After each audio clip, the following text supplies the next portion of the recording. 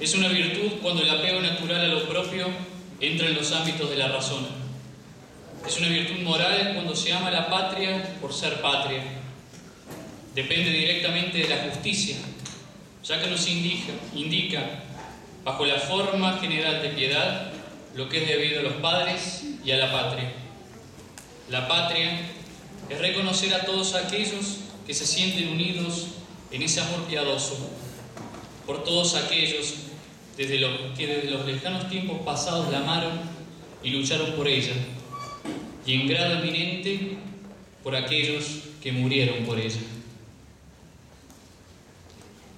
Nos dispondremos a escuchar al doctor Guillermo Rojas, quien disertará acerca de Malvinas en la actualidad y en nuestra defensa nacional. A continuación leeré su currículum. El doctor Guillermo Rojas estudió la carrera de abogado en la Universidad de Belgrano y Nacional de Buenos Aires, autor de 3 libros. El primero, Años de terror y pólvora, el proyecto cubano en Argentina, 1959-1970. Posteriormente, 30.000 desaparecidos, realidad, mito y dogma. Y finalmente, de Patagones a Cromañón, progresismo y subcultura rock. Escribe en el periódico Patria Argentina y en diferentes páginas de internet, siendo autor de cientos de artículos de cultura y política. Es conferencista y periodista. Lo recibimos con un fuerte aplauso.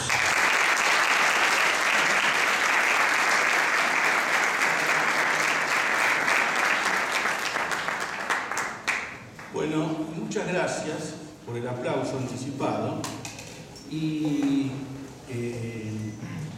quiero agradecerle también a los muchachos del grupo Santo Tomás Moro que me hayan traído a esta hermosa ciudad de San Luis con gente tan buena y tan gaucha, y además estoy contento de ver el interés que hay en toda esta temática que hace a la patria, que hace a la Argentina, de parte de gente tan joven. Yo les garantizo de que en otros lugares, con, digamos, otras orientaciones distintas, no hay el fervor que veo que hay acá. Realmente estoy conmovido por eso. Ya anteriormente me había ocurrido cuando vine a estas jornadas en el 2008 y ahora confirmo de que esto es una obra muy importante, ¿no? Bueno, los chicos de Santo Tomás Moro me han pedido que les hable un poco sobre las consecuencias políticas de la Guerra de Malvinas. Es un tema bastante árido por la cantidad de documentos que hay sobre el tema, por la cantidad de documentos a analizar que hay sobre el tema, porque es un tema muy poco analizado. Los argentinos tenemos desgraciadamente la costumbre a veces de hablar mucho, de historiar mucho, de hablar mucho del pasado, pero a la hora de sacar las conclusiones en limpio de ese pasado, adolecemos de falencias muy importantes, ¿no? Y el tema de la Guerra de Malvinas es realmente vital porque es una guerra perdida por Argentina, y además de ser una guerra perdida, es una guerra que tuvo una serie de consecuencias nefastas en lo que respecta a la cultura, en lo que respecta a la vida de los argentinos, en lo que respecta a la política, en lo que respecta a la economía, etc. Además, fíjense lo importante que es esto, porque es una causa nacional, una causa limpia, una causa que galvaniza sin bandería alguna a todos los argentinos bien nacidos.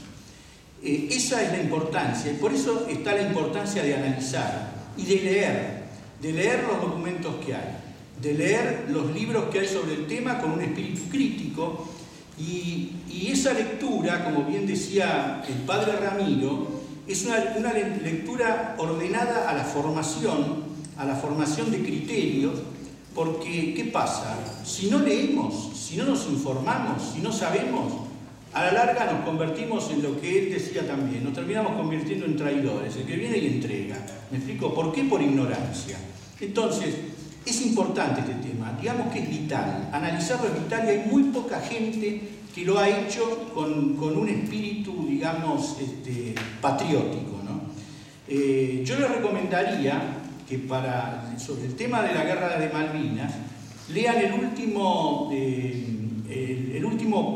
periódico Patria Argentina, en su suplemento de los Centros Cívicos Patrióticos, donde hay un análisis que hace el Teniente Coronel Alonso muy interesante con referencia a lo que fueron los antecedentes de la guerra de Malvinas, qué es lo que ocurrió antes de que la guerra se desatara y por qué la guerra se desató.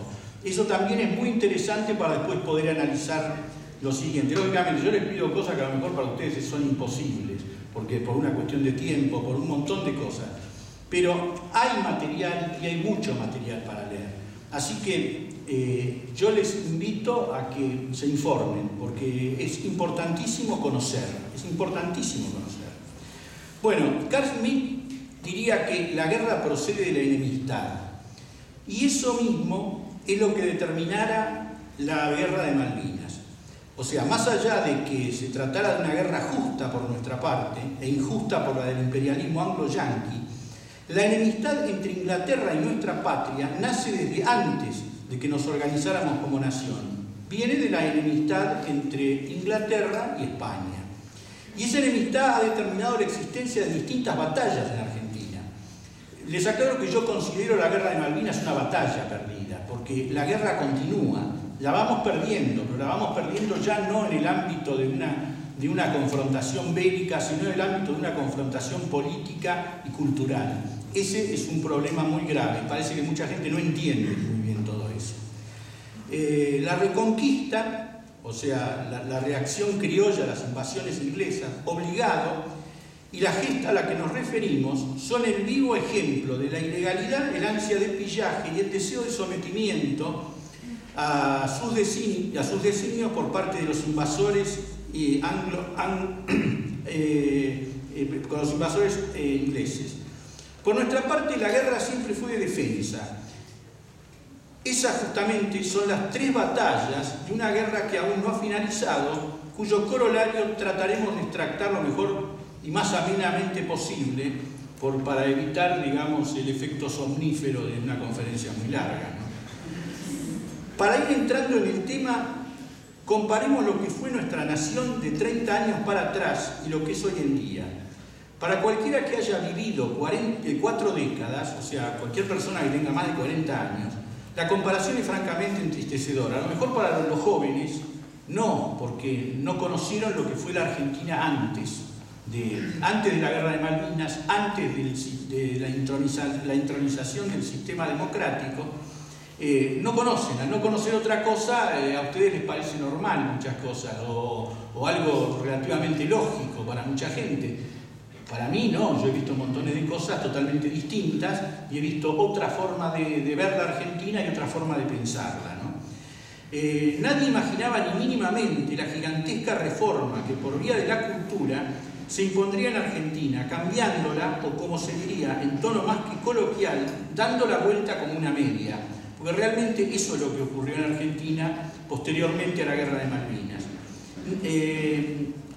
Justamente a ello nos vamos a referir en esta breve conferencia, porque las consecuencias de la guerra de Malvinas las estamos viviendo hoy en día, a pesar que nadie, o muy pocos, lo digan y que muchos lo ignoren, no quieran darse cuenta de ello o intenten disimularlo. Esa reforma, para imponer aquí los postulados de lo que se da en llamar el nuevo orden mundial, comenzó a implementarse 8 años antes a la inauguración aquí en Argentina, ¿no? A la inauguración formal del mismo orden mundial, cuando cayera el muro de Berlín en 1989.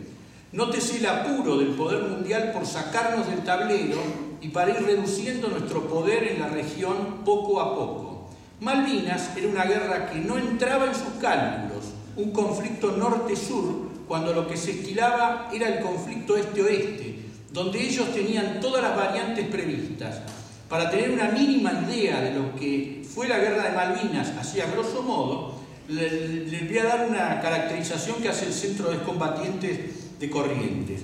Dice que la guerra duró 74 días, en los cuales hubo 33 días de combate. El conflicto costó la vida de 654 argentinos. Los combates terrestres fueron sangrientos. hasta terminar en lucha cuerpo a cuerpo con Bayoneta calada. La mayoría de las bajas argentinas se produjeron por acción de la artillería británica y el cañoneo naval, y por el hundimiento del buque General Belgrano, ¿no? Las tropas argentinas han llegado a recibir 1000 disparos por hora procedentes de 54 bocas de fuego. En Pradera de Ganso o Goose Green, la batalla duró más de 40 horas. Monte London cayó a manos inglesas después de 10 horas de combate. En Puerto Argentino hubo 195 muertes, un oficial cada 2 suboficiales y cada 9 conscriptos. Falleció el 99% de los 9.804 soldados. Lo de la estadística es interesante por lo siguiente. Murió la misma cantidad de oficiales y suboficiales por soldado muerto que muere en cualquier otra guerra convencional. Esto desmiente el martilleo permanente de los medios de comunicación y de la prensa enemiga sobre la inutilidad, la cobardía o la falencia técnica de los oficiales y suboficiales. Esto lo desmiente absolutamente, además de los actos de heroísmo que hubieron. El 14% de las bajas se debieron al pie de trinchera, con un promedio de 65 días en condiciones adversas. Se presentaron casos de pie de trinchera que requerían la amputación. Tanto el ejército como la infantería de marina tuvieron casos de malnutrición. El 73% de los 361 pacientes asistidos en el Hospital Militar de Puerto Argentino presentaron lesiones de arma de fuego en sus miembros. El 40% de la cirugía realizada por los británicos fue efectuada en soldados argentinos. Podríamos dividir las consecuencias de la guerra de Malvinas. Esto viene para que uno tenga una mínima idea de lo que fue la guerra. Fue una guerra relámpago, porque fue una guerra muy rápida, duró muy poco tiempo, donde hubo una gran cantidad de bajas. Inclusive no se dicen las bajas británicas, pero al parecer las bajas británicas fueron mayores que las que tuvieron los argentinos. Esto es para tener un somero cuadro de situación, aunque ustedes ya lo sabrán más o menos por lo que han leído, ¿no? Podemos dividir las consecuencias de la guerra de Malvinas en políticas económicas y socioculturales. O sea, operada la rendición, comienzan a desarrollarse ciertas y determinadas políticas en Argentina que nos llevan paulatinamente a la situación que tenemos actualmente. Consecuencias estas que se van a ir presentando a la luz pública año tras año, con posterioridad a la guerra en sí, y que quedan instaladas definitivamente, y si se quiere legalmente, mediante los tratados celebrados por Menem, a los que nos referiremos brevemente después. Tenemos que ser bien claros en esto. La derrota sufrida en Malvinas es una derrota nacional, es una derrota nuestra, una derrota argentina, de la patria argentina. No es como se lo quiere hacer creer que fue una derrota de la dictadura militar. ¿Y qué es una derrota sin un concepto político y cultural? Es imponer al enemigo nuestros mismos parámetros, nuestros mismos sistemas, nuestros mismos valores o disvalores. No se trató de una derrota de los milicos, como suele decirse. Se trató de algo mucho más integral de lo que esa gente cree cándida o torvamente. Se hizo y se llevó a cabo con ello lo que quería Churchill. No dejen que la Argentina se convierta en potencia, arrastrará tras ella a toda América Latina. Las consecuencias políticas de la guerra de Malvinas, las podemos exponer mostrando el estado, por ejemplo, digamos como un ejemplo, el estado en que se encuentra el ejército, el estado en que se encuentran las Fuerzas Armadas. Esa es una de las consecuencias políticas. Y representa, primeramente, la salida del poder con una importante cuota de desprestigio del denominado proceso de reorganización nacional, que en 1976 había llegado mediante uno de los tantos golpes que solían dar los militares durante la vigencia de la Guerra Fría, y por lo general con impulso y beneplácito y tolerancia norteamericana. Llegaba a instalar surreales la democracia de masas en nuestras tierras y precisaba de la acotación a lo mínimo del poder militar. El tristemente célebre ministro Di Tella del gobierno de Menem nos diría que la derrota de Malvinas ocasiona la alegría de la democracia. En consonancia con el ministro británico David Steele, quien dijera, para que no hubiera duda que la democracia no hubiera llegado a la Argentina, sino hubiera habido una gran cuota de coraje y sacrificio de nuestros bravos muchachos, o sea, los ingleses. El supuesto triunfo democrático era fruto de la derrota nacional. Así lo diría Norberto Ceresole en su texto El Holocausto Argentino. Les aclaro lo siguiente: todo esto que estoy diciendo forma parte ya penetrado del imaginario colectivo de los argentinos. O sea, cualquiera que le hable sobre la guerra de Malvinas va a decir, sí, es una causa nacional, sí, está todo bien, pero gracias a que perdieron la guerra ganamos la democracia. Eso forma parte ya de algo penetrado, de algo que ya casi ni se discute. Bueno, siguiendo con el tema. Determinó la salida del gobierno del proceso de reorganización nacional, y a su vez comenzaba el eclipse definitivo de los militares como factor político de la sociedad. Norberto Ceresole nos lo dice en el texto llamado El Holocausto Argentino, desnudando también la implicancia de la guerra antisubversiva en las consecuencias de la derrota de Malvinas. Dice así: la restauración democrática en la Argentina tuvo un objetivo prioritario: desmilitarizar a la sociedad. Ello era urgente porque el mundo occidental no quería más sustos como el de Malvinas, una clásica guerra justa, además de necesaria. Fíjense ustedes, acá en 4 renglones resume lo que yo dije más o menos. O sea, primero, desmilitarización de la sociedad, salida de los militares del poder y eclipse definitivo de las Fuerzas Armadas. Segundo, el mundo estaba preparado para el conflicto este-oeste, no para este tipo de conflicto como que se planteó. Justamente hay un libro que se llama Malvinas, la guerra inaudita. Era una guerra inaudita la guerra de Malvinas. Entonces, plantea también la guerra de Malvinas como una guerra justa y necesaria.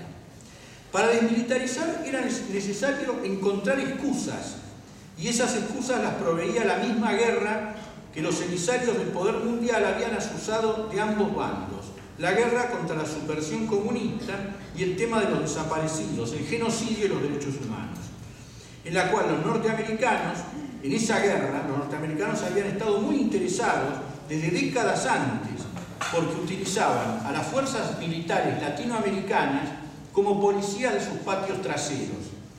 Continúa Ceresole: como cobertura de la desmilitarización se inventa el Holocausto Argentino, que pretende eliminar el análisis objetivo de la realidad reemplazándolo por un mito, o sea, el mito de los 30.000 desaparecidos. Así el tema de los desaparecidos pasa a ser, además de la base de la cultura argentina contemporánea, porque el mito de los 30.000 desaparecidos es la base de la cultura argentina contemporánea. Nótense cómo se catequiza permanentemente con ese tema, cómo se habla permanentemente en los colegios, en las universidades. No hay nada que no remita a eso. O sea, es así como el Holocausto es la base de la cultura contemporánea de Europa, esto, que es lo mismo, es la base de la cultura argentina contemporánea, de la cultura horrible de la Argentina contemporánea, ¿no? Bueno, así el tema de los desaparecidos pasa a ser, además de la base de la cultura argentina contemporánea, el elemento vital para la desmilitarización de Argentina, y posteriormente no solo para anular a los militares como factor de poder político, sino para terminar con el aparato de defensa argentino. En efecto, los anulaban como factor político, porque habían tenido un poder determinante a partir especialmente de la década del 30 y del 40, hasta la década del 80. Digamos que en los últimos años los gobiernos militares que hubieron fueron francamente desastrosos, pero bueno, digamos, tenían un cierto poder y un cierto prestigio en ciertas capas de la sociedad que hacían de que fueran un factor, digamos, que la sociedad estuviera expectante sobre lo que dijeran o hicieran ellos. Eso fue radiado, fue diluido el poder que tenían. Al mismo tiempo, no solo los diluyeron políticamente, sino que encontraron la excusa para destruir tecnológicamente y militarmente el aparato de defensa de la Argentina. Pero fíjense lo más gracioso, y es lo que estaba comentando con algunos amigos hoy, las justificaciones para esto, tanto lo provee la izquierda con el tema de los desaparecidos, como lo provee la derecha. Así la izquierda nos va a decir que los militares son represivos, genocidas, antidemocráticos y violadores de los derechos humanos. Por eso no tienen que existir, o tienen que tener un poder mínimo como si fueran una especie de policía. Y la derecha liberal, capitalista, sostiene que tampoco tienen que existir los militares. ¿Pero por qué? Simplemente porque son muy caros. Se gasta mucha plata en ellos. Esa es la argumentación. Fíjese, así lo dice también Ceresole. Los militares establecidos cumplieron fielmente el rol asignado por la estrategia norteamericana durante la Guerra Fría: eliminar al agresor comunista. Sin duda alguna cometieron excesos en la represión de una agresión previa, o sea, la guerra antisubversiva fue una guerra de respuesta, o sea, hubo una agresión previa a eso, indudablemente, ¿no? Pero lo peor es que fueron cómplices, algunos involuntariamente, de un proceso que terminó aniquilándolos a ellos mismos. La economía de mercado que introducen a la fuerza destruye casi en primer lugar a la industria militar y a los desarrollos tecnológicos nacionales, en especial los nucleares y los misilísticos. Acuérdense, economía de mercado, Menem, neoliberalismo, entrega del misil Cóndor. Él entregó un emprendimiento tecnológico importantísimo, lo entregó a los norteamericanos. Es eso de la tradición, ¿no? Lo que decía el padre. Continúa Ceresole. Estos emprendimientos nacionales, nucleares y misilísticos eran los verdaderos enemigos del mundo global en la región. Al final, lo que comienza como la represión militar, la guerra antisubversiva, deviene en indefensión nacional, que es lo que tenemos ahora. Entonces tenemos que las primeras consecuencias de la guerra perdida de Malvinas es la introducción de la democracia de masas, inorgánica, de naturaleza netamente liberal, primeramente mediante la Constitución de 1853 y posteriormente con la reforma progresista del 94.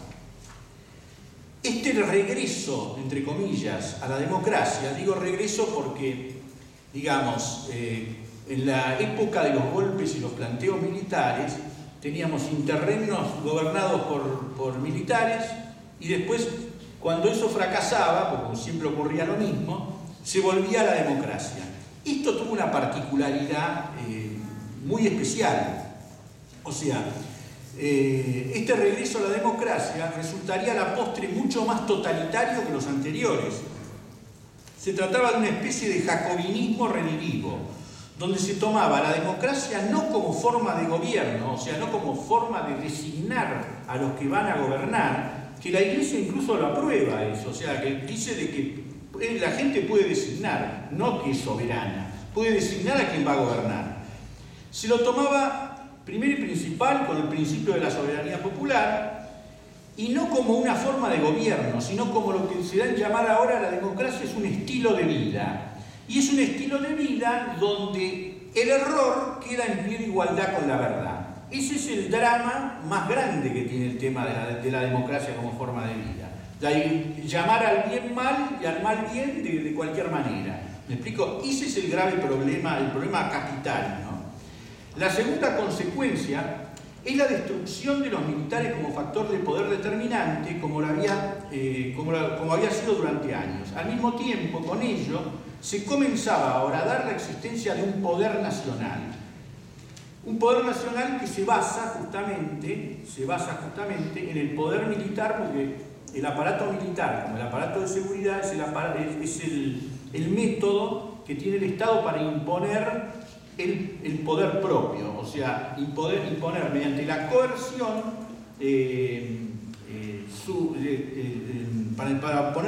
imponer mediante la coerción lo que el Estado trata de imponer a la sociedad. Al mismo tiempo, esto ocasionó la dilución del poder de ese Estado, especialmente desde una perspectiva de lo que es propio, acá está, la coerción como elemento de última ratio para lograr los fines mismos de dicho Estado. Así se pone piedra basal a la cultura de la denominada no represión. Si parte de ese aparato de coacción es la milicia, las fuerzas de seguridad y policiales sufren la misma erosión de poder, al mismo tiempo de ser repudiadas por la prensa del sistema y en general por la gente influida por campañas de acción psicológica. Esto es justamente lo que se llama, lo que ahora se da en llamar el garantismo, o sea, el restarle poder a la policía y entregarle poder a grupos X que la gobiernan, digamos,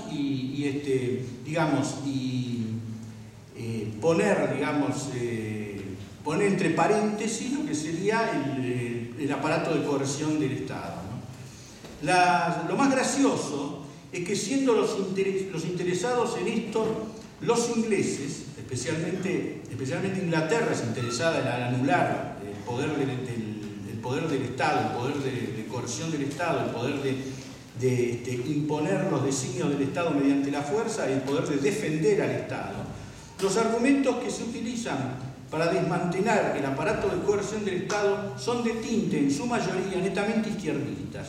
Y las organizaciones que monitorean este desarme del Estado son justamente organizaciones no gubernamentales de sesgo neomarxista, pero financiadas curiosamente por fundaciones europeas y norteamericanas libres de impuestos y directamente por el Estado británico, como es el caso del Centro de Estudios Legales y Sociales, que son prácticamente los dueños del Ministerio de Defensa y de no pocas policías argentinas. Así se va operando a través de los años la deslegitimación del aparato de defensa y seguridad estatal y el desarme de la sociedad, disponiéndola al mismo tiempo a repudiar a priori todo aquello que implique una guerra, sea esta justa o no. El pacifismo se convertirá entonces en un elemento importante, anejo a la democracia y al desarme unilateral. Gran parte de ese pacifismo era difundido, y aún lo es, por usinas periodísticas y desgraciadamente por sectores vinculados en no pocos casos a la jerarquía eclesiástica y al clero católico en general, lo que da a esa impronta una mayor legitimación. Puede decirse que un grupo importante de la sociedad que vivía atenta a los movimientos políticos de los militares, con toda esta movida, comenzaron a desconfiar de ellos. Se trataba del ocaso de lo que se dio en llamar golpismo cívico-militar. Puede decirse también que la guerra de Malvinas hizo caer la careta de amigos del imperialismo norteamericano, en el que los militares argentinos creían a pie juntilla y aún increíblemente creen y tienen como modelo a seguir, a pesar que gracias a los yanquis murieron cientos de argentinos y que fueron los artífices de ese engaño que permitió la destrucción de las Fuerzas Armadas. Nótense que los militares argentinos consultaron a Estados Unidos para tomar Malvinas y recibieron una venia extraoficial del gobierno de Reagan. Posteriormente las cosas cambiarían, como hace siempre esta potencia, y como no convenía a sus designios seguir apoyando eso, entonces empezó a apoyar a los británicos. Bueno,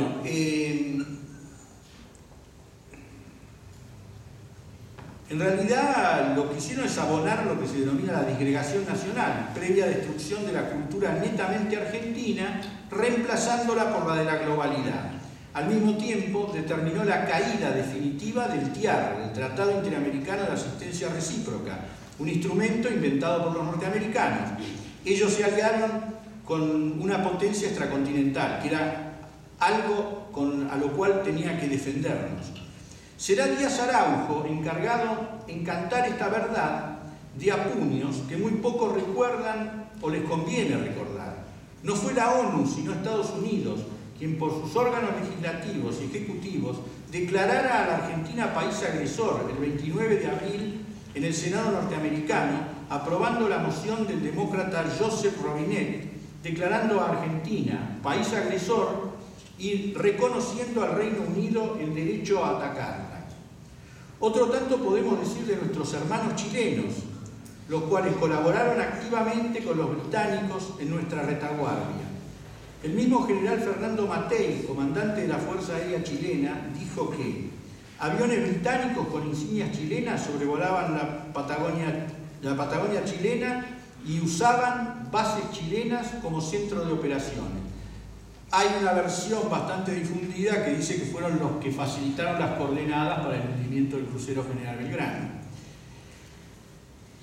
También otra consecuencia muy importante es saber realmente quiénes son nuestros hermanos latinoamericanos, que ahora se citan por el Mercosur para supuestamente bloquear las pretensiones británicas en Argentina, qué sé yo. Bueno, Perú fue el único país gobernado por Fernando Belaúnde Terry, uno de los pocos aliados de Argentina que apoyó abiertamente durante el conflicto, no solo diplomáticamente, sino que también movilizó su flota naval a la frontera con Chile con el propósito de neutralizar el movimiento militar chileno a la Patagonia.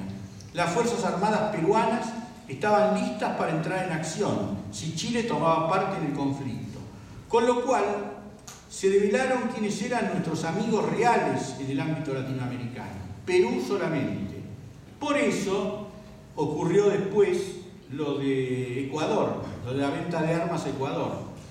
Vaya a saber quiénes habrán actuado ahí realmente para que nosotros termináramos ayudando a los que después, a los que nos dieron la espalda, ¿no? Los demás declararon y no hicieron nada concreto, comprometidos como estaban sus gobiernos con los norteamericanos y los ingleses. Por eso hoy en día los aprontes del Mercosur contra los británicos son muy poco creíbles. En 1989 llega Menem al poder. Esta es otra consecuencia. Con la idea de orden de terminar definitivamente con la enemistad argentino-británica, entregando todo a los ingleses a cambio de nada. Lo de él era lograr la Pax Británica, esa paz firmada sin honor para quedarnos sin honor ni paz. Firmado en febrero de 1990, el denominado Tratado de Madrid es la entrega incondicional de nuestro país a los británicos. Así lo ve el comodoro Ricciardelli. Dice, firmado por Menem, presidente, y Cavallo, ministro del Interior de la Argentina, el Pacto de Madrid. Esa dirigencia política argentina indigna y cipaya, continuación del proceso de reorganización nacional, claudicante y entreguista, firmó una paz sin honor que representó la rendición incondicional de la República Argentina, sumiendo en el saqueo de las riquezas nacionales, la mal llamada venta del patrimonio nacional, el desguace de sus industrias bélicas y no bélicas, la desaparición del Estado Nacional, la desocupación, miseria, hambre, inseguridad, muerte por inanición de pequeños y ancianos que en el colmo del paroxismo y del delirio colectivo nos hizo creer que estábamos en el primer mundo. Esto, digamos, es a grandes rasgos lo que son las consecuencias de la guerra de Malvinas. O sea, en resumidas cuentas, la destrucción de lo que podría llamarse el poder netamente nacional. La base de esa destrucción, de la destrucción de las Fuerzas Armadas, el aparato de coerción del Estado. Posteriormente, se llega a dos pactos que se firman entre gallos y medias noches, que hubo después que hacer toda una investigación para saber cómo era la historia con esto, y encima después lo incorporaron a la Constitución. Los tratados y las consecuencias económicas y militares. Así la Argentina de Menem firmó en 1990 el llamado Acuerdo de Madrid, que no fue otra cosa que las condiciones de rendición contra la corona británica. La delegación argentina fue presidida por el embajador Lucio García del Solar, representante especial del gobierno de la Argentina, y la delegación británica por Sir Crispin Trickle, representante permanente del Reino Unido en las Naciones Unidas. La declaración conjunta de las delegaciones de la República Argentina y del Reino Unido de Gran Bretaña e Irlanda del Norte dice textualmente en alguno de sus párrafos: deseamos aumentar la amistad y cooperación entre sus pueblos. Ambos gobiernos acordaron restablecer relaciones diplomáticas previa notificación a las potencias protectoras. Ambos gobiernos aprobaron con satisfacción el informe final del Grupo de Trabajo Argentino-Británico sobre medidas para crear confianza y evitar incidentes en la esfera militar. O sea, la medida para evitar incidentes en la esfera militar es hacer desaparecer las Fuerzas Armadas Argentinas, reconociendo que la promoción y la protección recíproca de las inversiones alentaría la iniciativa privada y fomentaría la prosperidad en sus países. Ambos gobiernos decidieron comenzar por la vía diplomática las negociaciones de un acuerdo de promoción y protección de inversiones, que es un acuerdo posterior. Pocos meses después, el 11 de diciembre de 1990, Domingo Cavallo firma en Londres el Tratado de Garantías de Inversión Extranjera, que es ratificado posteriormente por Ley 24184. La Cámara de Diputados, muchos de sus miembros hoy siguen en la Cámara de Diputados hablando peste de los británicos en favor del kirchnerismo, o sea que son gente que no tiene ideas propias, que van donde realmente calienta el sol. Es como eso de la privatización de YPF, que la firmaron los mismos tipos que ahora la están estatizando, ¿no?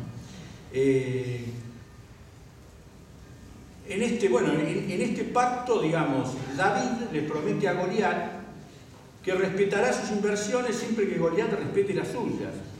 De hecho, se extranjerizó la economía argentina y son casi inexistentes las inversiones argentinas en el mundo, como era lógicamente de preverse. En 1994 se perfecciona semejante despropósito cuando en la reforma constitucional de ese año se le otorga rango constitucional a estos instrumentos internacionales. Allí se abrió de par en par la puerta para las privatizaciones. Estos tratados incluyen cláusulas muy importantes. Definen el alcance y la definición de lo que es una inversión externa, incluyendo inversiones de cartera e inversiones directas, bienes tangibles e intangibles, entre otros. Trato nacional y trato de nación más favorecida, trato justo y equitativo, garantías y compensaciones en caso de expropiación y compensaciones por guerra civil y revolucionaria, garantías para la libre remisión de ganancias, fondos y repatriación de capital, y las estipulaciones de lo relativo a la resolución de controversias. La Argentina es una de las naciones que más tratados tiene en vigencia, ingresando al grupo de los 20 países con mayores números de tratados concluidos. Igualmente España y Suecia, 54 tratados vigentes, y superando a Estados Unidos. Hoy en día, las empresas extranjeras radicadas en Argentina facturan 4,5 veces más que las nacionales. Las utilidades de las empresas extranjeras que se van al exterior son 10 veces superiores a las utilidades de las empresas nacionales, pero también hay que decir que las multinacionales ocupan 1,5 veces más la cantidad de trabajadores nacionales y pagan 2,2 veces más de salarios.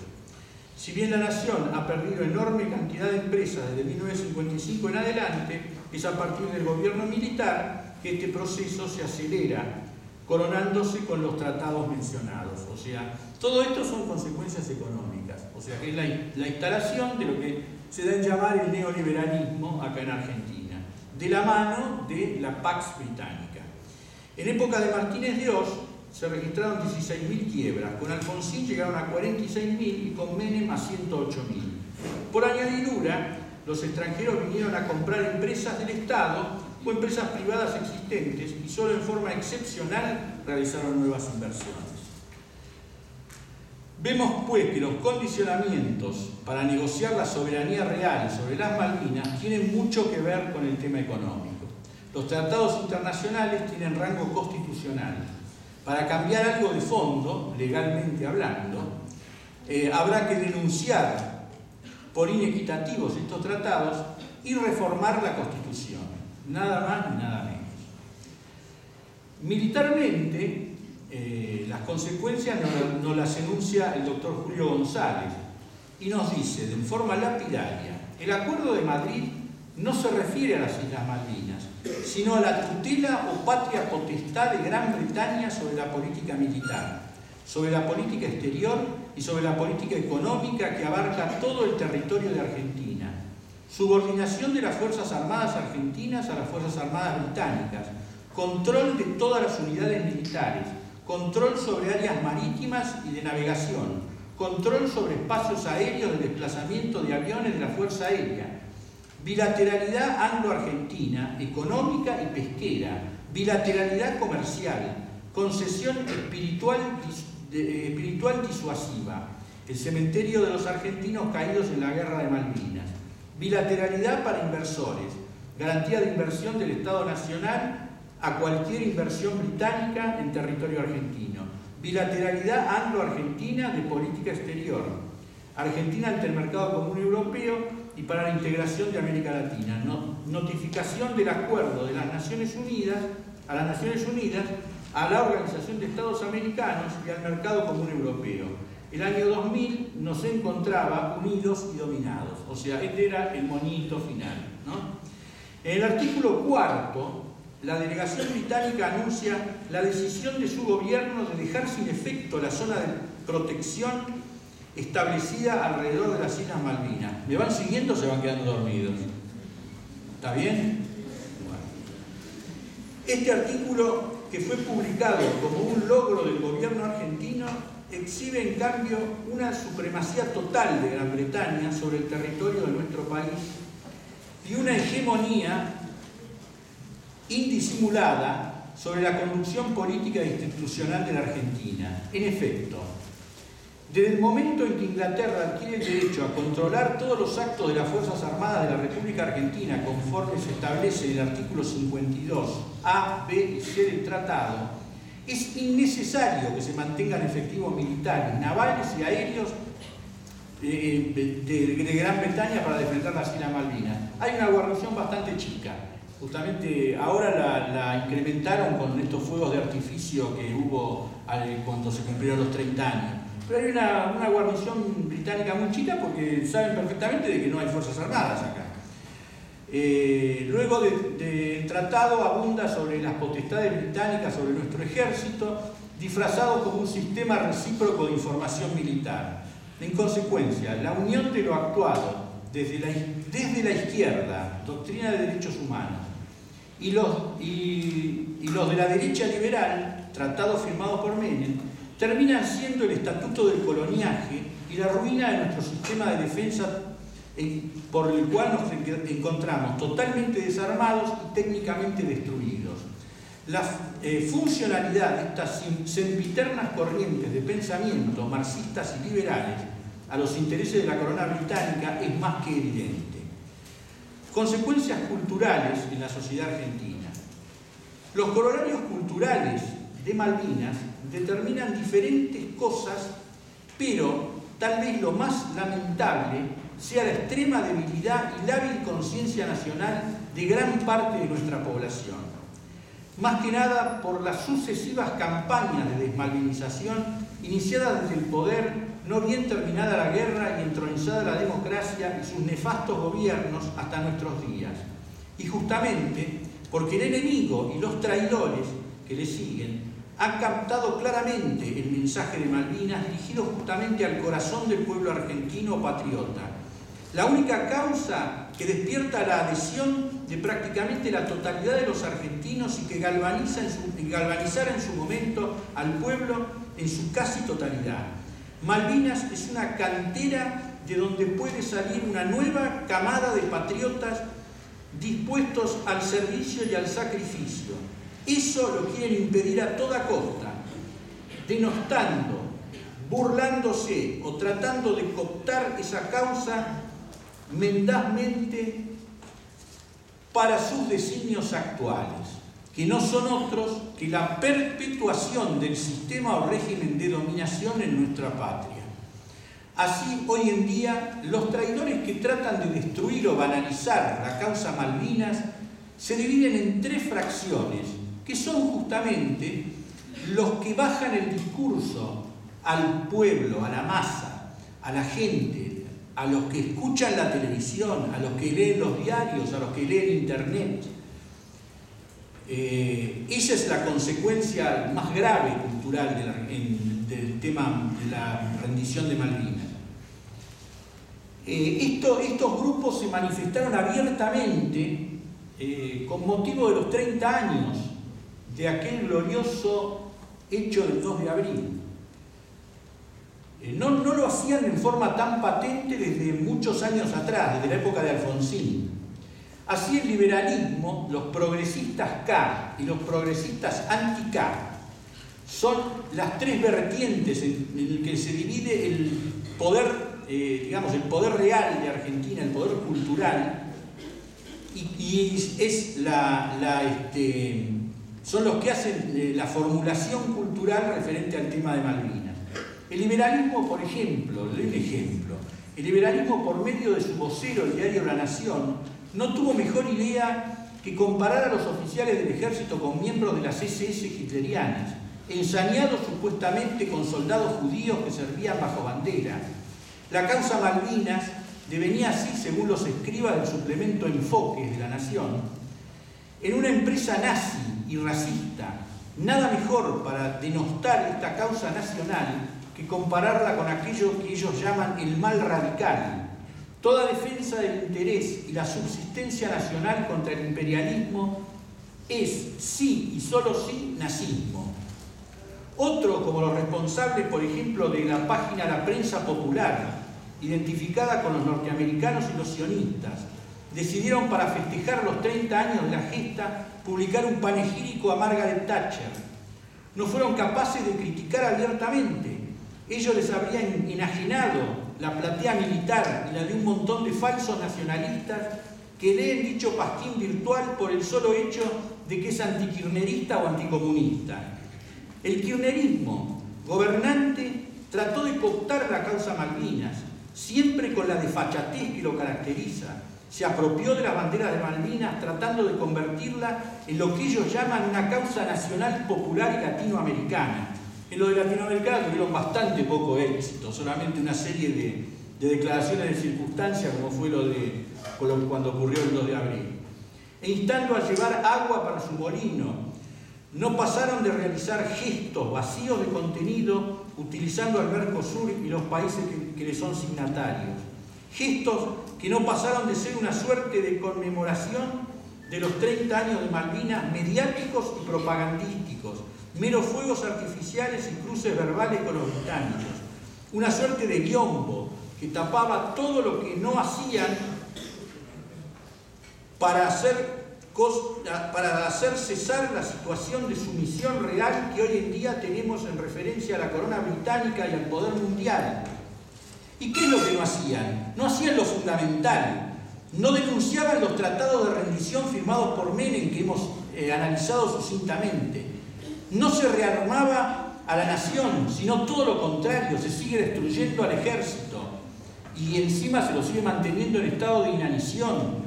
No hay emprendimientos tecnológicos, por más que los astilleros traten de arreglar un submarino que está roto o algo así, que lo presentan como la gran epopeya de la industria bélica argentina. No se contrarrestó de ninguna forma la situación de las petroleras británicas en Malvinas, donde están intentando robar directamente el petróleo que nos pertenece. No se hizo nada con referencia a las empresas británicas aquí o en el continente, hacen lo que quieren. O sea, no se hizo nada tendiente a tener un mínimo poder nacional para oponerse al atropello colonialista que se perpetúa en el tiempo, pretendiendo hoy en día llevarse las riquezas petroleras existentes en el territorio usurpado. La malvinización declamatoria del progresismo K era en los hechos desmalvinización disfrazada. El progresismo anti-K, los que hablan desde la izquierda cultural contra los Kirchner y los critican de antidemocráticos, incluso de nazis.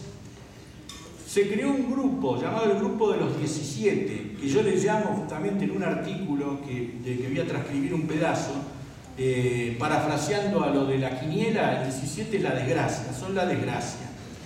El progresismo, ya sabemos, se ha dividido, digo en el artículo este. Hay progresistas para todos los gustos.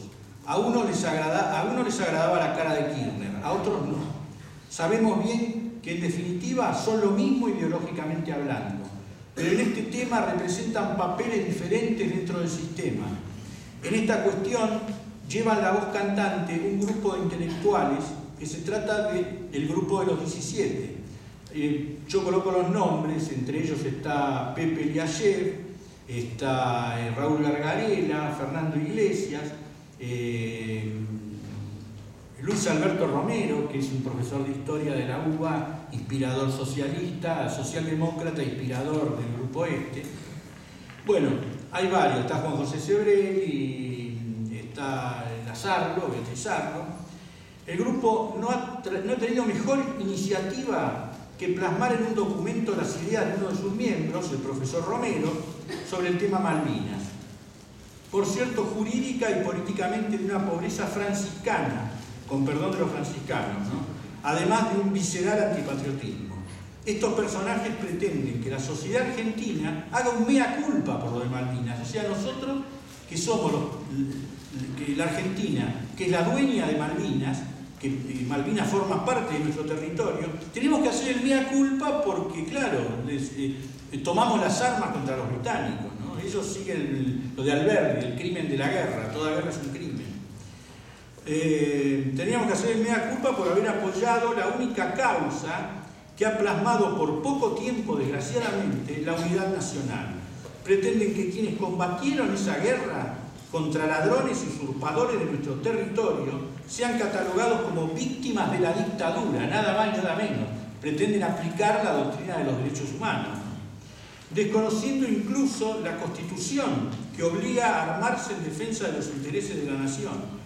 Adolecen de un pacifismo y un odio a la guerra justa que emprendiera nuestra nación, que no evidenciaron jamás en otras épocas cuando muchos de ellos les cupo apoyar la guerra injusta del marxismo castrista contra nuestra patria. Muchos de ellos eran panegiristas de la guerrilla. O hacer un apoyo crítico al mismo que aún hoy se les escapa como acto fallido en no pocas oportunidades. En esa época eran los intelectuales comprometidos. Hoy, ante los británicos, se descomprometen subrepticiamente. Pretenden al mismo tiempo, apelando al ajado y confuso principio de la autodeterminación de los pueblos, que sean tenidos como parte de la cuestión Malvinas el puñado de ocupas llamados kelpers, que usurpan en nombre de la corona pirata nuestro territorio insular. Fíjense, quieren lo que quieren los ingleses. Ellos, con argumentación de izquierda, con todo el aparato intelectual del progresismo, quieren lo que quería Margaret Thatcher. O sea, es otra forma de poner un biombo entre la realidad y el discurso. Lo que quieren concretamente es que apliquemos de nuestra soberanía. Lo dicen directamente, no quieren que se ejerza dicha soberanía avasallando los supuestos derechos de los que ocupan ilegalmente desde hace años ese territorio. Luego de haber expulsado a los argentinos que allí vivían, todo es más que lamentable en las ideas alternativas, porque encima le llaman ideas alternativas, de estos personajes que como buenos representantes del progresismo no creen en la patria, no creen en su existencia soberana, y realizan elípticamente un alegato pro-británico, cuyo único efecto es continuar horadando la lábil conciencia nacional de lo que queda en la sociedad argentina. De ellos no podía esperarse otra cosa. El número 17 en la quiniela es la desgracia. Y esos son los 17 intelectuales progresistas anti-K. A grandes rasgos, lo descrito encarna el espectro mayoritario de aquellos que hoy formatean la mente de la gran masa de argentinos con referencia a la guerra de Malvinas. Las consecuencias culturales se encarnan en ellos, que son los encargados de bajar línea a la masa con referencia a nuestro tema. O sea, estamos en manos del enemigo. Pero tal vez la mayor consecuencia política de la derrota de Malvinas sea la vigencia incólume del sistema o régimen de dominación. Este sistema que se explicita en democracia de masas, capitalismo de raíz financiera, especialmente vinculado a lo que la Iglesia denomina el poder internacional del dinero, el izquierdismo cultural o progresismo. Se trata nada menos que el cepo que impide nuestro despegue como nación soberana. Contra eso es contra lo que hay que dirigir los cañones. La causa de Malvinas es una causa de varones, de gauchos y de patriotas, de soldados. Es una causa nacional. Y como es una causa nacional, la derrota causó también la pérdida del rumbo de la nación. Los que pensaban que esa derrota iba a ser gratuita hace 30 años, tienen hoy la imagen de la sociedad argentina que nosotros mencionamos al principio de la conferencia. Una sociedad argentina envenenada por las ideologías, entregada a los vicios más vulgares, la drogadicción, el alcoholismo, el pansexualismo, la destrucción de la familia, la exaltación de la contranatura, la miseria y el desastre económico. Como Malvinas es una causa nacional, la derrota lleva a la disolución nacional, digamos, la derrota en el tiempo, lleva a la disolución nacional, de la que no podremos salir sin luchar, sin sacrificarnos, sin militar. Nadie piense que esto se va a solucionar por arte de magia, sin derramar una sola gota de hemoglobina. Nadie se ilusione con el próximo buzón democrático que nos quieran vender, porque no es más que un buzón. Solo se va a salir de esta postración y de esta derrota con la ayuda de Dios y su Santa Madre y con la construcción de un verdadero poder nacional que comenzará con la restauración del poder estatal, especialmente en su esfera de coerción, un aparato de defensa y seguridad adecuados a nuestra nación, reformando el existente o disolviéndolo y construyendo otro, con soldados políticos que tengan un cabal conocimiento sobre quién es el enemigo y qué puntos calza. La asepsia liberal en las Fuerzas Armadas es y fue un fracaso. Es la quinta columna del enemigo enquistado allí donde solamente debe haber soldados fieles. La reconstrucción de la economía y la cultura al servicio del bien común y de la nación es otro punto. La restauración de los principios religiosos en el corazón de los hombres también. La tarea es titánica y solo se va a lograr mediante la organización. Sin ella, la cosa será imposible y la desaparición de Argentina como entidad soberana es cuestión de algunos años más. Los invito a que lo hagamos. El tiempo se nos está pasando. Gracias.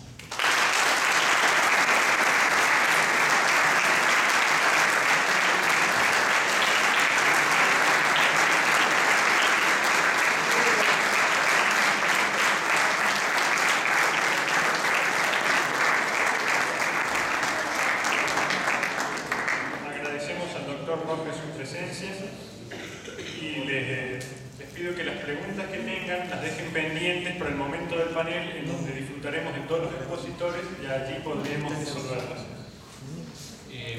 Como estamos apremiados con el tiempo, les pedimos